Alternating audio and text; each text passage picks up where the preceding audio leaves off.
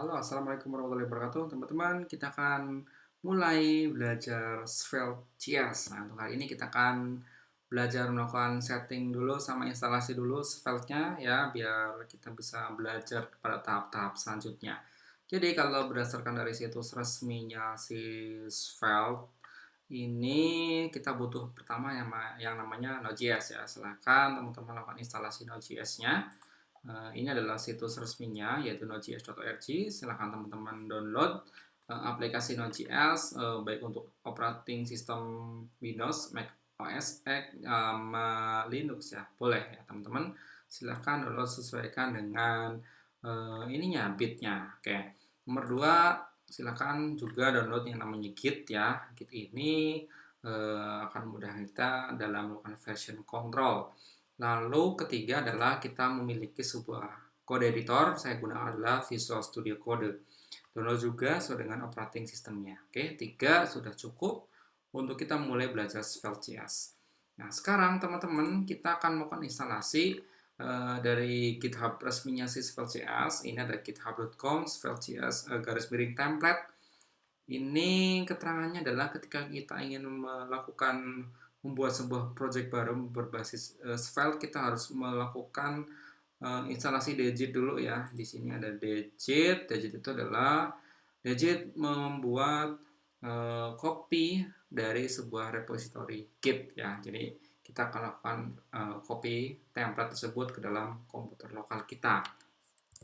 Saya akan menggunakan item, teman-teman. Item ini adalah aplikasi terminal yang saya install di MacBook Pro saya gitu ya. Jadi teman-teman kalau misalnya menggunakan Windows berarti menggunakan command prompt saja. Oke. Saya akan melakukan instalasi Degit dulu ya, npm. Oh ya, kalau sudo ya kalau Mac ya, install min g degit ya. Kalau misalnya Windows nggak usah pakai sudo. Oke.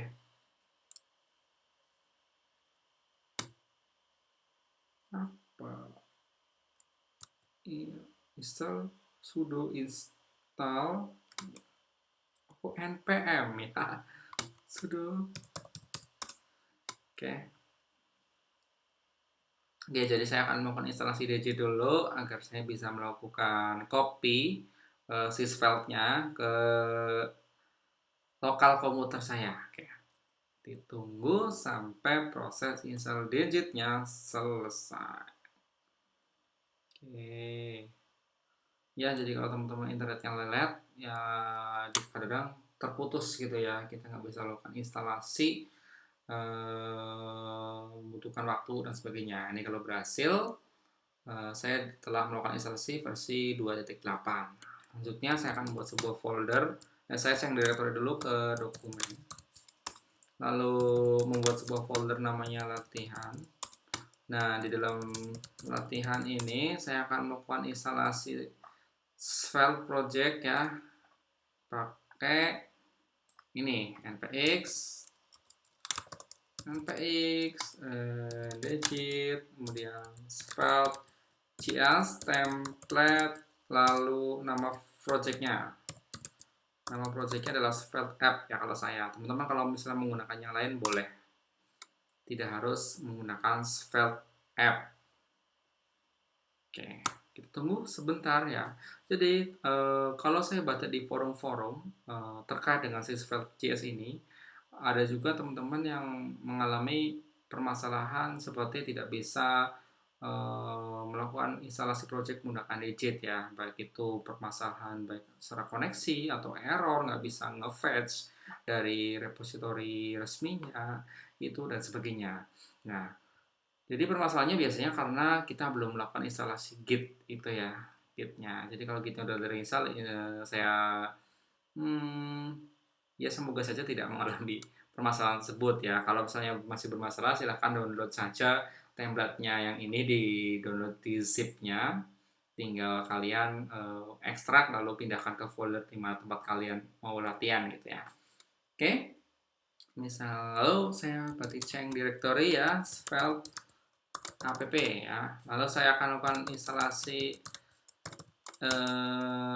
npm-nya. Saya lakukan instalasi dulu biar saya bisa mendownload modul-modulnya yang ada di Svelte ini bisa agar bisa jalan di server secara lokal ya, bisa dijalankan teman-teman. Oke. Nah, sabar ya. Jadi kita membutuhkan waktu untuk melakukan instalasi karena harus mendownload, jadi terhubung dengan internet. Nah, kalau berhasil kita telah menambahkan 89 package ya di aplikasi Svelte Project kita. Nah, sekarang saya akan membuka Svelte app ini menggunakan Visual Studio Code di kode titik ya, seperti ini. Jadi langsung otomatis terbuka Visual Studio kodenya.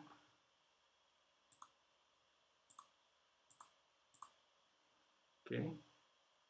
Nah, Svelte app ya, oke. Saya tutup dulu. Nah, sekarang kita coba di dalam folder Svelte app ini ya, kita jalankan pakai new terminal ya, new terminal, dan dia akan masuk ke dalam Svelte app. Sekarang kita jalankan pakai npm run dev. Jadi dengan kita mengetikkan perintah npm run dev, kita akan masuk kepada sebuah server Svelte ya, dimana untuk lokal adalah localhost 5000 seperti ini ya.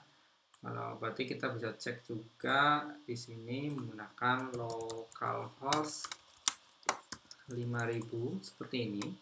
Nah, kalau berhasil teman-teman muncul hello world seperti ini ya. Oke, kita coba rubah sebentar ya di sini di dalam folder src di dalam app.svelte ini ada hello name ya, di mana datanya adalah dari main.js. Misalnya saya rubah jadi oke. Nah, lihat nih.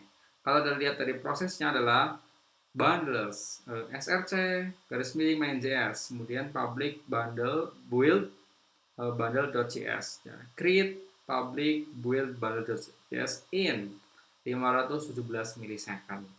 Maksudnya adalah ketika saya melakukan perubahan data di sini, propertinya, yaitu merubah tadi hello world jadi ipum dev seperti ini, teman-teman.